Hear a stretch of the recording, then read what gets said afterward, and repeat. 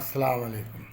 ইন্না হাযা আশ-শাহরা ক্বাদ হাযারাকুম ওয়া ফী লাইলাতুন খায়রুম মিন আলফি শাহর মান হুরিমাহা ফাকাদ হুরিমা খায়রা কুল্লাহু ওয়া লা ইহরামু খায়রাহা ইল্লা মাহরুমুন।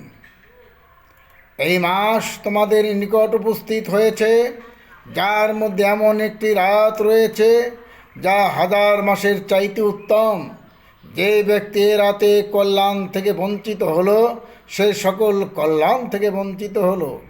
আর হতভাগারাই কেবল এ রাতের কল্যাণ থেকে বঞ্চিত হয়ে থাকে। বদবখ্ত, কপালমন্দ, হতভাগা, তাদের জন্য এই রাত সৌভাগ্য হয় না।